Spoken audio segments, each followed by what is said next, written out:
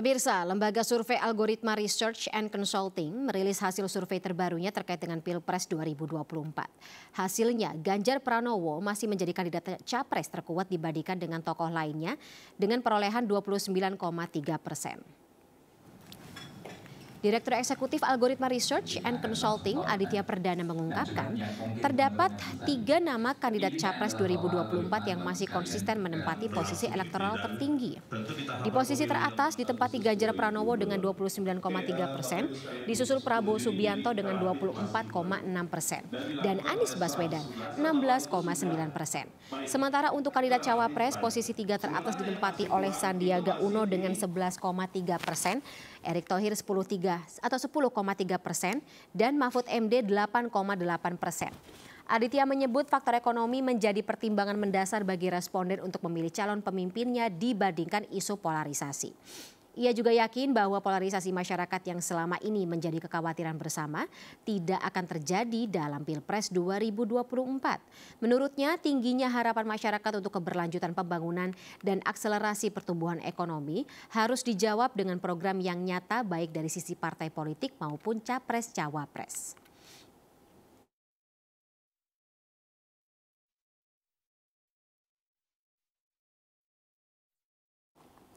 Jelang pemilihan presiden atau Pilpres 2024 pemirsa, bakal calon presiden PDIP Ganjar Pranowo kembali mengungguli elektabilitas 2 pesaingnya Prabowo Subianto dan Anies Baswedan. Hal itu terpotret dari hasil simulasi 3 calon presiden 2024 potensial yang dilakukan oleh lembaga survei Populi Center. Dalam survei terbarunya yang dilakukan pada 5-12 Juni 2023, Populi Center menempatkan Ganjar Pranowo sebagai capres teratas menyalip Prabowo Subianto yang bulan lalu sempat unggul. Diketahui pada survei yang dirilis akhir Mei 2023 lalu, Prabowo unggul dengan jumlah suara 35,8%, sementara Ganjar di posisi kedua dengan 34,4% dan Anies Baswedan di posisi ketiga dengan 21,5%. Namun di bulan Juni ini Ganjar kembali melesat dan menyalip Prabowo dengan elektabilitas sebesar 35,8%. Sementara Prabowo turun menempati posisi kedua dengan 33,4% dan disusul Anies Baswedan di urutan ketiga dengan 23,2%.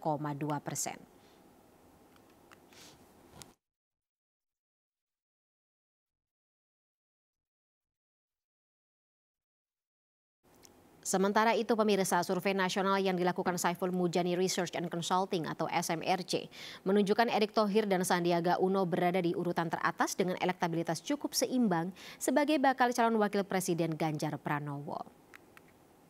Hasil survei yang berlangsung pada Mei 2023 tersebut menunjukkan 19,4% responden memilih Erick Thohir dan 14,3% memilih Sandiaga Uno sebagai bakal cawapres terbaik Ganjar saat berhadapan dengan Prabowo Subianto dan Anies Baswedan. Selain itu, terdapat tokoh lain yang masuk daftar cawapres Ganjar dalam survei nasional kali ini, diantaranya Mahfud MD dengan 13,2%, Khofifah Indar Parawansa 8,8%, Agus Harimurti Yudhoyono 8,4%, Airlangga Hartarto 7,8%, Said Akil Siroj 2,5% dan Yahya Khalil Stakuf 1,4%. Pendiri SMRC Saiful Mujani mengatakan terdapat 2 lapisan tokoh yang dinilai cocok sebagai pendamping Ganjar. Pertama adalah Erick dan Sandi. Lapisan kedua adalah Mahfud MD dan nama-nama di bawahnya.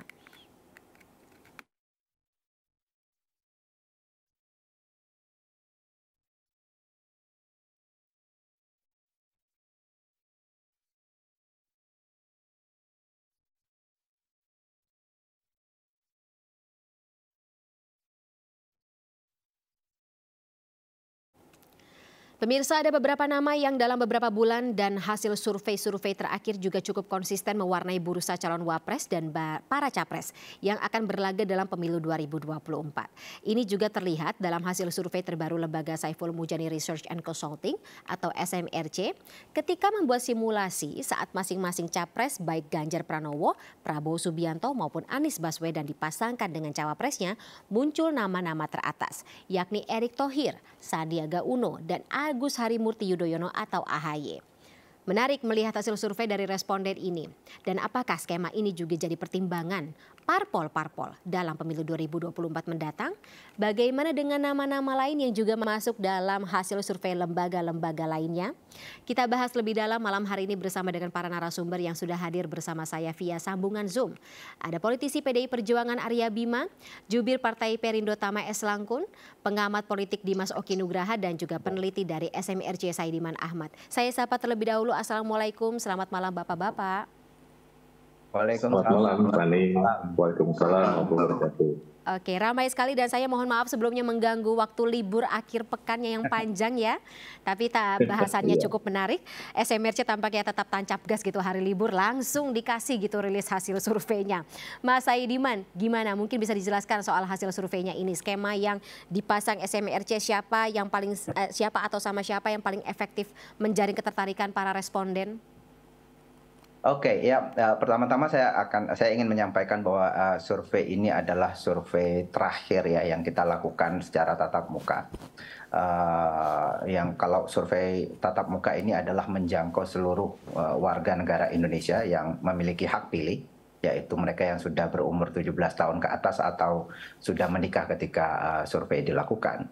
Dan memang agak jarang kita mengeluarkan hasil survei tentang wakil presiden ini, tapi saya kira karena tuntutan publik ya, banyak yang menginginkan data mengenai hasil survei mengenai calon wakil presiden, kita keluarkan hasil survei ini. Dan bentuk pertanyaannya sebenarnya adalah kita hanya sekedar tanya kepada mereka, jika Ganjar berhadapan dengan Anies dan Prabowo, siapa di antara nama-nama ini atau tokoh-tokoh ini yang paling baik atau dinilai paling baik untuk menjadi cawapres Ganjar.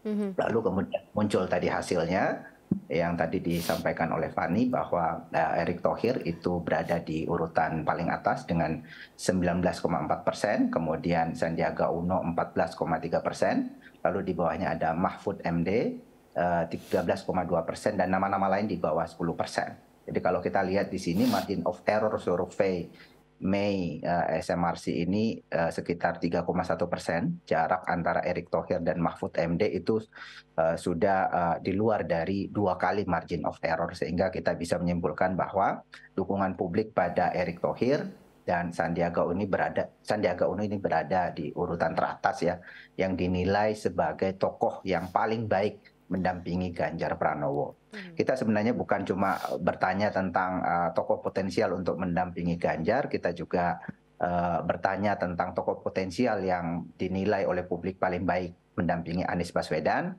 Di urutan teratas sebenarnya ada 2. Yang pertama untuk Anies Baswedan itu ada Sandiaga Uno 21,9%, dan kemudian urutan selanjutnya adalah AHY Agus Harimurti Yudhoyono 16,7%. Di bawahnya ada Erick Thohir dan nama-nama lain di bawah 10%. Tetapi kita lihat bahwa yang 2 nama ini paling atas dan memiliki jarak dengan atau selisih suara dengan tokoh-tokoh lain itu signifikan secara statistik, sehingga kesimpulan kita bahwa 2 tokoh ini dinilai oleh publik ketika survei dilakukan itu paling layak atau paling baik untuk mendampingi Anies Baswedan melawan Ganjar dan Prabowo. Tetapi kan kita kemudian tahu bahwa Sandiaga Uno ini bergabung dengan P3 dan P3 itu mendukung secara resmi Ganjar Pranowo sebagai calon presiden, sehingga Sandiaga Uno sebetulnya tidak bisa dianalisis karena dia sudah bagian dari P3 yang mendukung Ganjar Pranowo. Sehingga kalau kita lihat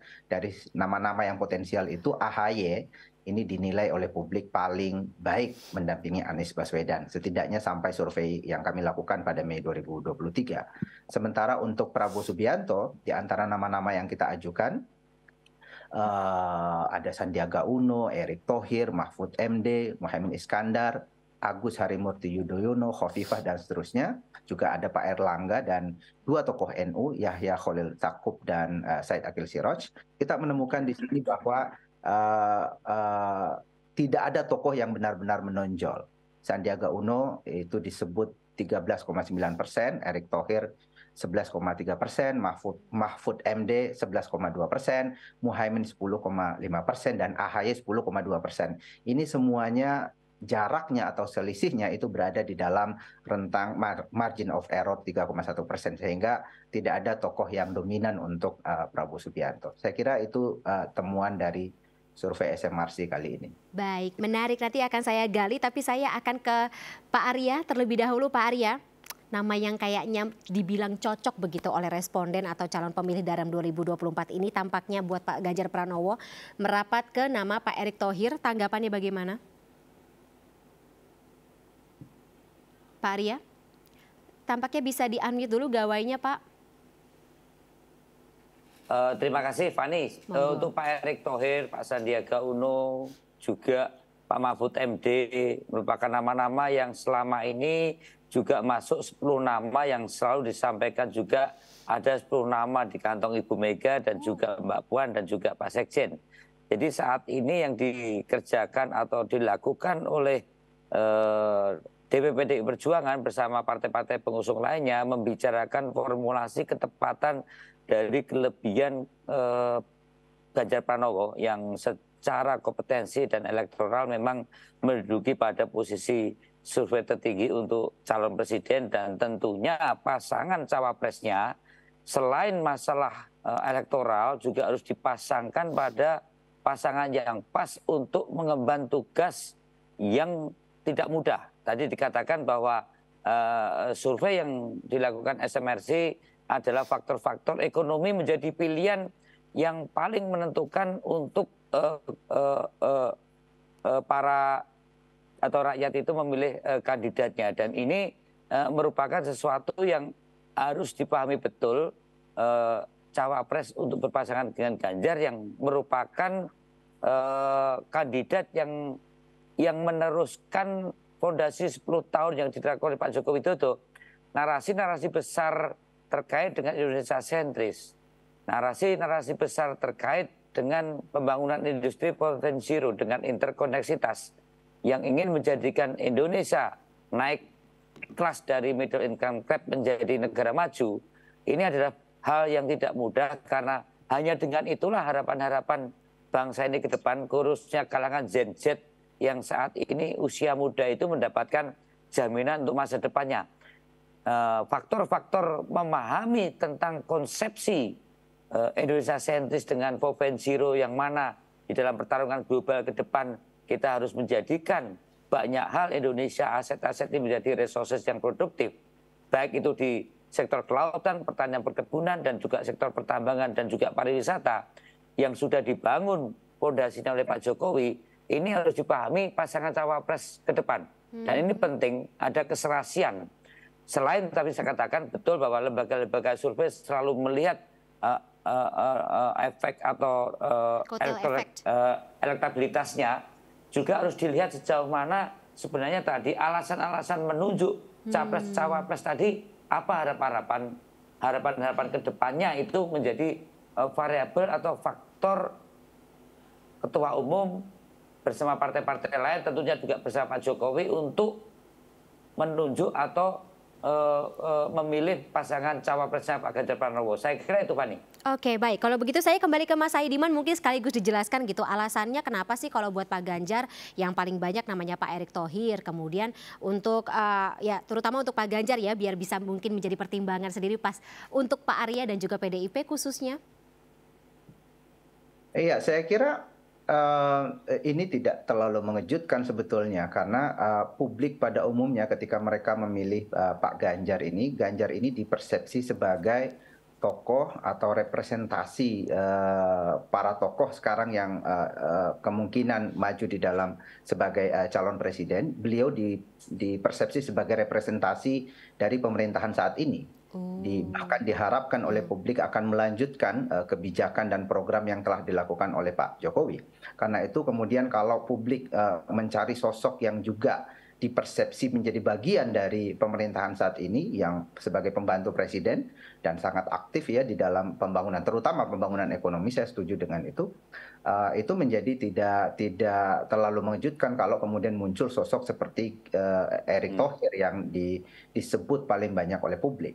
Saya kira juga ini hal yang sama misalnya terjadi pada koalisi perubahan.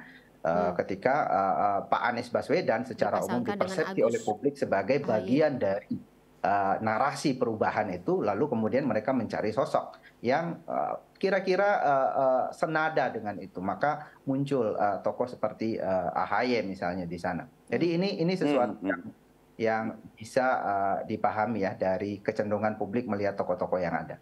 Begitu pula untuk ya Pak Prabowo dengan Pak Sandiaga Uno begitu ya, dianggap sebenarnya 4 nama ini karena terlihat dekat begitu dengan Pak Jokowi sehingga masing-masing responden jadi memasangkan satu dengan yang lainnya begitu ya Mas Aidiman. Yang menarik dari justru dari Pak Prabowo sebenarnya dari nama-nama yang ada tampaknya publik tersebar gitu ya secara cukup merata di antara berbagai tokoh. Tidak ada semacam pola gitu karena Sandiaga Uno disebut di sana, ada Erick Thohir, ada Pak Mahfud MD, ada Muhaimin Iskandar, ada Agus Harimurti Yudhoyono. Semuanya sebetulnya suaranya seimbang.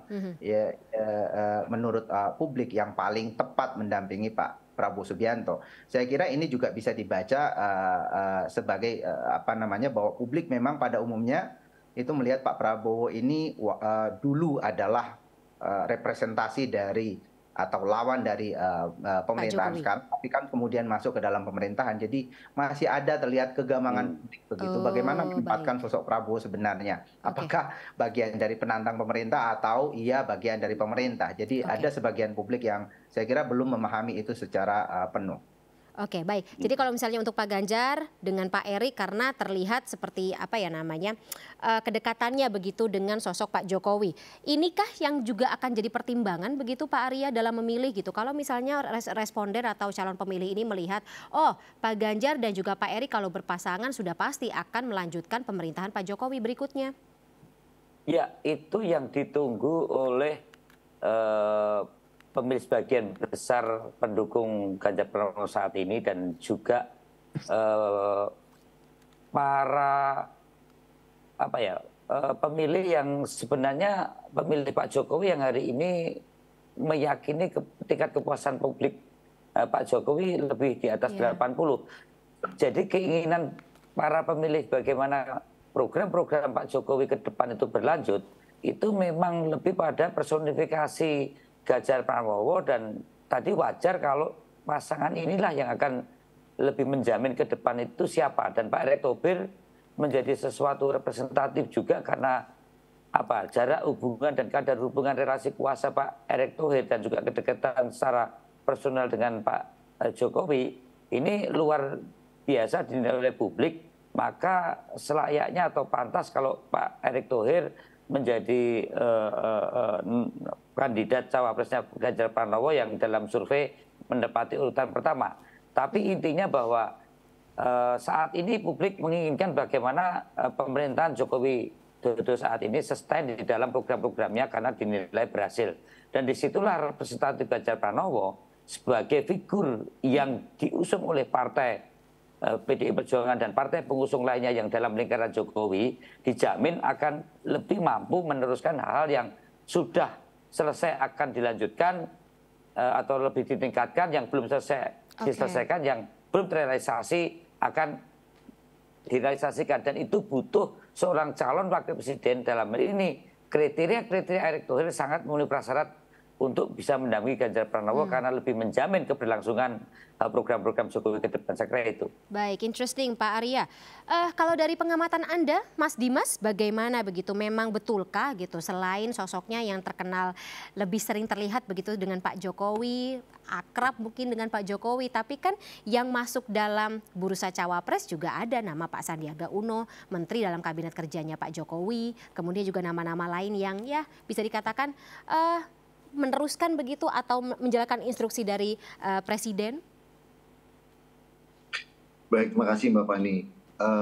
Kemunculan nama untuk yang menjadi calon atau bakal calon wakil presiden dari Ganjar ya, sebagaimana temuan dari SMRC, sebenarnya tadi disampaikan oleh Mas Arya Bima kan itu juga bagian dari yang selama ini nama-nama tersebut sudah dibicarakan, bukan hanya di internal PDI Perjuangan mungkin, tapi juga publik juga melihat nama-nama tersebut itu sesungguhnya layak jika dipasangkan dan menjadi kebutuhan bagi sosok Ganjar Pranowo untuk dipasangkan, saling melengkapi. Jadi kalau kita lihat tadi yang disampaikan oleh Mas dari SMRC ya Mas Ediman dari SMRC bahwa memang isunya kan ini ekonomi, dan kalau kita lihat publik juga merespon hal tersebut. Jadi sosok capres seperti Ganjar Pranowo jika dilengkapi dengan sosok yang mungkin bisa representatif dalam hal isu sosial ekonomi, gitu kan, lalu kemudian juga cukup punya kompetensi dalam hal-hal yang sifatnya hari ini kita ketahui bahwa isu kedekatan dengan Presiden Joko Widodo kan menjadi sangat penting di mata publik. Nah, menurut saya ini sosok Erick Thohir itu cukup lekat ya dengan sosok Pak Jokowi gitu, dan Erick Thohir juga saat ini concern di dalam hal isu menggalang isu ekonomi. Nah, ini yang penting, pencitraan ini penting banget di mata publik gitu. Dan ini dapat ketika dipasangkan katakanlah let's say Ganjar Pranowo yang merepresentasikan sosok politik ya, dan Erick Thohir ini adalah sosok yang mewakili isu ekonomi. Nah, kalau saya lihat konsistensi di isu ini itu tidak dilihat mungkin ya agak kurang dilihat di sosok Sandiaga Uno. Ini tantangan dari Sandiaga Uno. Sandiaga Uno itu dalam posisi ini harus bisa mencitrakan dirinya di mata publik secara konsisten untuk memenuhi apa yang sesungguhnya sekarang yang memang menjadi isu utama di mata publik. Tadi saya sampaikan isu ekonomi. Dan itu harus jelas pesannya gitu. Nggak bisa misalnya, oke, kita tahu bahwa hari ini Sandi masuk dalam kabinet, dia menangani isu pariwisata, ekonomi kreatif, dan seterusnya. Tapi ini kita bicara tentang durasi waktu ya, yang memang harus segera di catch up. Jadi tapi dua sosok ini, baik Erick maupun Sandi, sesungguhnya juga menawarkan basis sosial yang juga atraktif dan dibutuhkan oleh Ganjar. Dalam hal ini adalah misalnya pemilih muda, ya, pemilih muda, lalu kemudian urban voters. Urban votersnya juga penting, pemilih yang berada di kota, ya, lalu kemudian juga baik itu di kota level pertama, kota-kota besar, maupun kota-kota kedua yang saat ini menjadi konektor dari kota yang satu ke kota yang lain. Dalam konteks sosioantropologis, ini potensial pemilih di wilayah kota, urban voters ini sangat krusial karena mereka bermain di media sosial, mereka bisa dikatakan kelas menengah baru, mereka juga aktif dalam relasi-relasi sosial yang sifatnya grassroots ya, dalam konteks percakapan, mouth to mouth campaign. Nah, ini juga sangat penting untuk bisa kita lihat variabel ini signifikan dalam menopang sosok Ganjar Pranowo. Tapi betapapun hari ini menjadi penting ketika sosok Erick Thohir lagi-lagi ya, selain isu ekonomi, dia juga sebagai ketua umum PSSI. Nah, ini juga memposisikan dia menjadi sangat signifikan untuk bisa let's say dia dibicarakan oleh netizen, oleh publik ya. Kita tahu bahwa akan ada agenda besar Piala Dunia Usia 17 dan seterusnya. Jadi ini memang momentum yang saya pikir sebagaimana didapat oleh hasil surveinya teman-teman SMRC ini, itu bunyinya kurang lebih itu cukup kuat ya dalam konteks relevansi politiknya terhadap pasangan Ganjar dengan mungkin ya Erick Thohir. Nah, pertanyaannya sedikit sebelumnya lagi-lagi kaitannya dengan bagaimana misalnya proyeksi dalam kaitannya pasangan yang kemudian bisa lebih merepresentasikan nasionalis religius misalnya. Nah, ini kita bicara basis sosial, bagaimanapun dalam konteks antropologi politik itu aspek nasionalis religius ini menjadi penting sebenarnya ketika dalam realisasi pada level grassroots-nya. Nah, ini yang menjadi tantangan bagi Erick maupun Sandi ya, katakanlah seperti itu, dua besar ini tadi. Jika mereka ingin berpasangan dengan Ganjar Pranowo, maka mereka harus bisa meyakinkan pemilih-pemilih Islam tradisional ya, bahkan Islam urban, untuk bahwa mereka juga bisa sesungguhnya merepresentasikan suara-suara tersebut gitu. Jadi bisa diibaratkan menang banyak begitu ya Mas Dimas ya? Juga menjadi krusial. Bisa menang banyak begitu, isu ekonomi masuk, isu olahraga masuk, isu agama juga masuk begitu ya, faktor-faktor itu. Betul. Oke, baik. Tapi kalau misalnya bicara mengenai sisi atau dari kalangan agamis begitu, ketika 2019 kan resepnya cukup berhasil begitu ya Pak Arya ketika memasangkan calon yang diusung oleh PDIP saat itu Pak Jokowi dengan Pak Ma'ruf Amin yang berasal dari kalangan agama dan dianggap sebagai resep yang merupakan kombo maut begitu. Ini juga apakah menjadi pertimbangan di atau di tahun 2024 mengingat ada banyak nama juga yang berasal dari kalangan agama, khususnya mungkin yang akan dibahas oleh Mas Tama Langkun dari Partai Perindo. Tapi kayaknya akan kita bahas lebih dalam ya di segmen berikut. Mas Tama, Pak Arya, Mas Saidiman dan juga Mas Dimas Oki, kita jeda sesaat. Pemirsa, MNC News Prime masih akan kembali setelah jeda berikut, tetaplah bersama kami.